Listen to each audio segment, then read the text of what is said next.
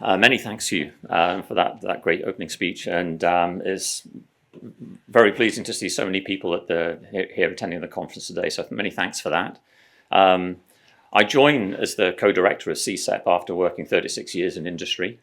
Much of what you're going to hear today is due to the leadership of the previous co-directors of CSEP. So it's Professor Robert Shorten and Professor James Barlow, and I'd just like to acknowledge them and thank them for putting CSEP on such a strong footing for me to inherit. Also, I'd like to thank Professor Eric Yateman and Professor James Barlow as well at Imperial, who really worked very hard in forming some of the first studies that you can find on our website. These were really the founding members of CSEP, and I'd really like to acknowledge them and thank them for all of their contributions so far. So with that, I'll just introduce CSEP. It's a joint initiative between the Business School and the Faculty of Engineering and the Dyson School of Design Engineering in particular. And what we're doing is looking at how we can grow the UK economy, but looking at what are the scientific, technological, business model and market disruptions that are occurring and how they create opportunities for growth in key sectors of the economy. So it's very much focused on science, technology and engineering based sectors. And what we do is we initially carry out in-depth deep dives on certain sectors and develop those sector strategies with the business community and launch those and try and execute those sector strategies. And I'll talk a little bit more about how we do that and how we co-design that.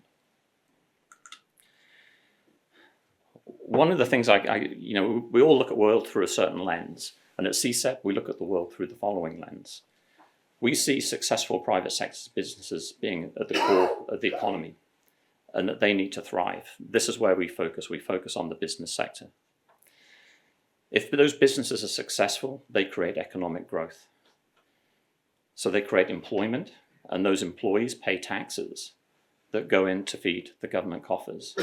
Equally as well, those companies also pay taxes. The other things that employees do is they have savings, and those savings feed the capital markets. And then finally, if you have a successful company and you're generating strong operating cash flows, you do three things with those operating cash flows. The first thing you do is you put money into sustaining your business so it continues to create value going forward. You also use the second tranche to invest in growth, and that's growth in profitable businesses going forward. And the third thing you do is you pay your shareholders their dividends, and those dividends most likely will go back into the capital markets. So through the capital markets and that business reinvestment, and through taxation which funds our education, health, social care, infrastructure and social security and defence, we effectively create a secure and stable platform for innovation by a well-educated, healthy and capable population. And it's that innovation that feeds back into the private business sector to drive further growth. So this is the thesis that we have and the philosophy that we have and why we're focused on business. Coming from business, we always look at two things. We look at whether a particular market is attractive and how we can be competitively advantaged in that particular market. So for example, if you're the blue dot on the left-hand side, you're in a competitively disadvantageous position, but in an attractive market. The question you want to ask yourself is, what do I need to do to move into that top right-hand window? Equally as well, if you're the big blue blob, you might be in a sector that's creating a huge amount of value for your business today, but you know that that particular sector is becoming less attractive with time. You've got to reinvent yourself, so you need to find new business opportunities, again, in that window at the top right-hand corner. You may be in a successful business, you're competitively advantaged for that middle one. You're also in an attractive market. So you can ask yourself, what additional revenue streams can I generate and create in which I'm competitively advantaged and in slightly more attractive markets? Finally, you might be a startup. You might have an absolutely fantastic idea. Very new, very attractive market. Massive competitive advantage because of something that you have that might be valuable and rare that no one else can imitate. And you ask yourself the question, how do I expand rapidly? How do I export and go abroad? These are all of the fundamental questions that business asks. And what we're doing in CSEP is looking at what are those sectors and how, through technology disruptions, science disruptions, business model and market disruptions, can we access those? The way we do this is we go through this 4-step process. We first go through a screening process of looking at various sectors of the economy. So which ones, we ask these questions, which ones look highly attractive to the UK? Which ones, through technology disruptions, market disruptions, can create value in the next 10 years? And also we ask the interesting question, what markets can the government open up? And during the course of the day, we'll learn more about that, about what government might do. The first basic question we're asking there is the market attractive?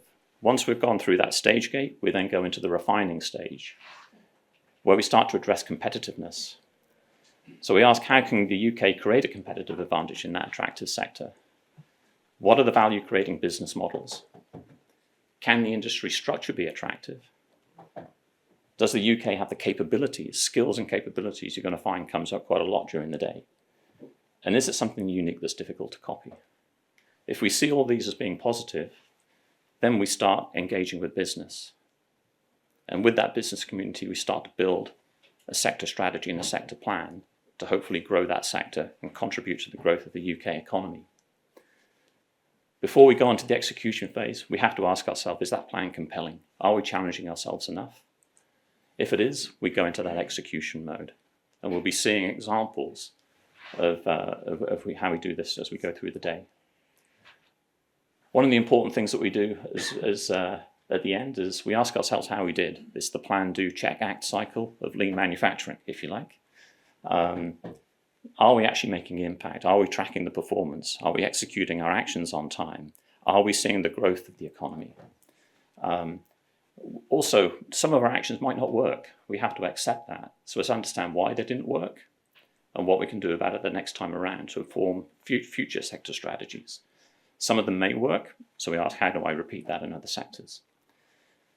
And also it's important to understand what are the key recommendations that are really having the most impact on the growth of the sector.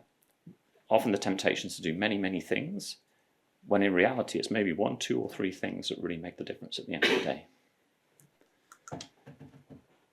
So what are our key areas of activity? Well, the first thing are the sector studies. We're looking at UK's technology-based sectors, as I mentioned, and doing deep dives and sector studies to understand knowledge gaps that we may have. We develop those sector strategy plans. We'll hear about the first one that we've developed later today. We also organise boot camps and bespoke policy events. This is an image here of one of the health tech boot camps that we held at Imperial. This is where we start to sort of share with government and with civil services the types of things that we're finding and get feedback. We do the same thing with the business community as well. We also have David Sainsbury Scholars in our doctoral programs, so we fund PhD students.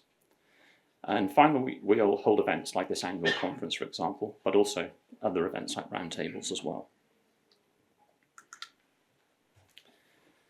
In terms of the key highlights, we held our first conference in October last year. This is our second. We've recruited our first doctoral students. We've issued our first sector reviews based on telecoms, biopharmaceutical, health tech, cybersecurity, automotive, fine chemicals, and data centers. We have our first sector strategy, which is in the health tech sector, and we'll learn more about that, what I think is actually an incredible sector of the UK economy, and that's currently in execution. We've done our first deep dives, in particular in the biopharma sector and R&D productivity. And we have upcoming reviews in aerospace. And we have investigations currently going on in the fields of tidal power, AI assurance, the impact of AI on insurance, and software-defined vehicles.